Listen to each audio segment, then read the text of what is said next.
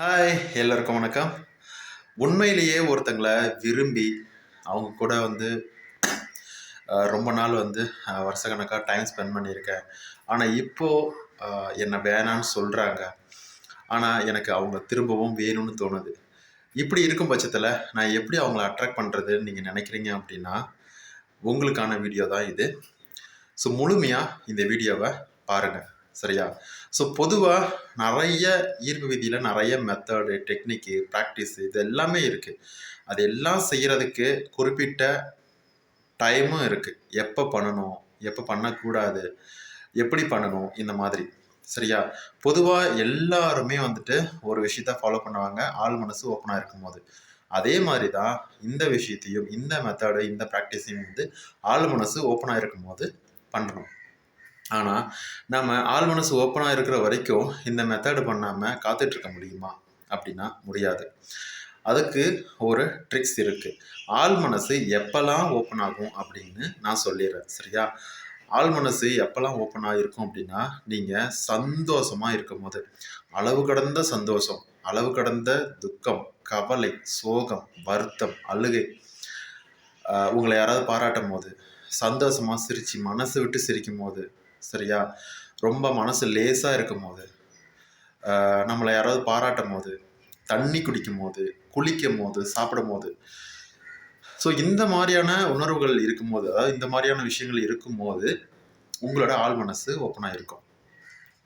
இல்ல அப்படின்னா, யாரையாவது பத்தி அதிகமா எதிர்பார்க்குறீங்க. இவங்க பேசினா நல்லாயிருக்கும், இவங்க பழகுனா நல்லாயிருக்கும் அப்படின்னு ரொம்ப வருத்தப்பட்டு ஒரு ஏக்கமா நீங்க உங்களோட எண்ண அலைவரிசை வெளியிடும்போது ஆள் மனசு ஓப்பனாக இருக்கும். இது எல்லாமே நான் சொல்லக்கூடிய இந்த உணர்வுகள் எல்லாமே நான் ஃபஸ்ட்டு சொல்லக்கூடிய அந்த லிஸ்ட்லேயே வந்துடும். சரியா? ஸோ இந்த மாதிரி இருக்கும்போது நீங்கள் என்ன நினைக்கிறீங்களோ அது அப்படியே நடந்துடும். அதுதான் உண்மை. சரியா? ஈர்ப்பு விதி அப்படிங்கிறது பொதுவாக ஒரு விஷயத்த சொல்லுவாங்க. என்ன அப்படின்னா, நீங்கள் எதுவாக நினைக்கிறீங்களோ, என்ன ஆகணும்னு நினைக்கிறீங்களோ, அது ஒரு குறிப்பிட்ட கால இடைவெளியில் நடந்து முடிஞ்சிடும் அப்படின்ட்டு. அது உண்மைதாங்க. இந்த குறிப்பிட்ட கால இடைவெளியில கண்டிப்பா நீங்க எதிர்பார்த்த விஷயங்கள் கட்டாயமா நடக்கும் அப்படிங்கிறது தான் உண்மை. சரியா? ஸோ இதெல்லாம் இருந்தாலும் அதிகமா நமக்கு தேவைப்படுறது ஒரு ரிலேஷன்ஷிப் தான். ரிலேஷன்ஷிப்பை சரி பண்ணணும் அப்படின்னு தான். உண்மையா ஒருத்தங்க வேணும் அப்படின்னு நினைக்கிறீங்கன்னா இதை யூஸ் பண்ணுங்க. அதே மாதிரி எனக்கு வேண்டவே வேண்டாம் அப்படின்னு நினைக்கிறீங்கன்னா நீங்க லா ஆஃப் அட்ராக்ஷன் யூஸ் பண்ணவே தேவையில்லை. அதாவது பொதுவா நீங்க ஒரு விஷயத்த கேட்கலாம். உங்களுக்கு லா ஆஃப் அட்ராக்ஷன்ல நெறைய ரிலேஷன்ஷிப் ப்ராப்ளம் வந்திருக்கா? அத சரி பண்ணியிருக்கீங்களா? அப்படின்னு. பட் எனக்கு ஒரு சில விஷயங்கள் தேவை இல்ல அப்படின்னு தோணுச்சு. அதே மாதிரி அதுக்காக எனக்கு நான் அதுக்கு யூஸ் பண்ணல. பட் எனக்கு அந்த ரிலேஷன்ஷிப் வேணாம். சரியா? இந்த மாதிரி உண்மையிலேயே ஒருத்தங்களுக்கு எது வேணும், எது வேணாம் அப்படிங்கிறத நீங்க முடிவு பண்ணுங்க. முடிவு பண்ணிக்கிட்டு அது உண்மையிலேயே எனக்கு வேணும் அப்படின்னா நீங்க ட்ரை பண்ணலாம். இப்போ நான் சொல்லக்கூடிய விஷயங்கள் கன்டினியூஸா லாஸ்ட் வீடியோல பார்த்த மாரி தான் விஸ்பர் மெத்தட் தான் நம்ம பார்க்க போகிறோம். இது பொதுவாக நம்ம தொலைவில் ஒருத்தவங்களை ஈர்க்கணும், தொலைவில் இருக்கிறவங்கள இருக்கணும். நமக்கு நம்மளால் நம்மளோட விஷயங்களை சொல்லி புரிய வைக்க முடியாத ஒரு நபருக்கு அவங்கக்கிட்ட நம்ம ஒரு பதிலை எதிர்பார்க்கணும். நமக்கு பிடிச்ச நபரை அட்ராக்ட் பண்ணணும். இந்த மாதிரி நிறைய விதவிதமாக சொல்லிட்டு போகலாம். எதுவாக இருந்தாலும் இந்த விஸ்பர் மெத்தட் ரொம்ப யூஸ்ஃபுல்லாக இருக்கும்.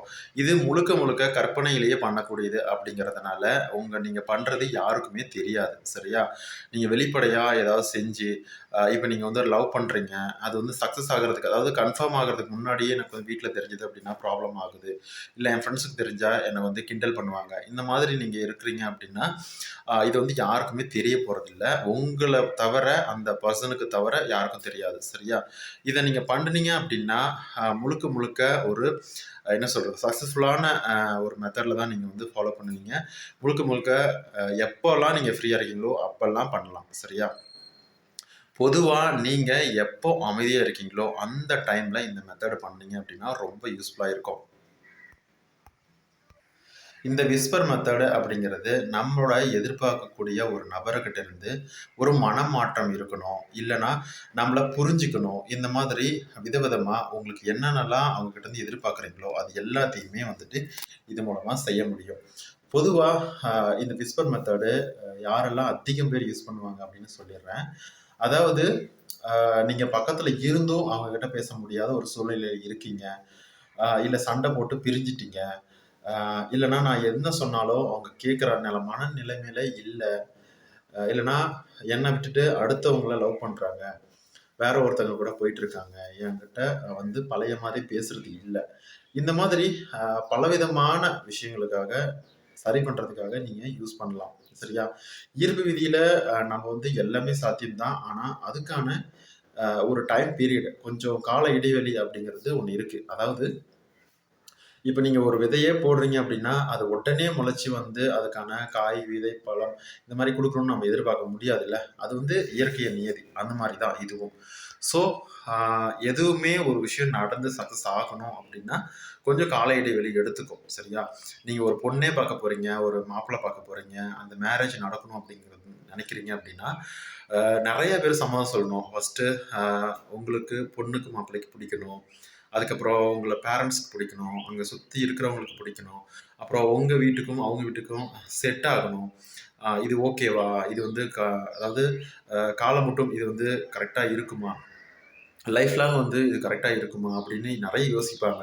இது மாப்பிள்ளை வீடும் சரி, பொண்ணு வீடும் சரி 2 பக்கமும் யோசிப்பாங்க. சரியா?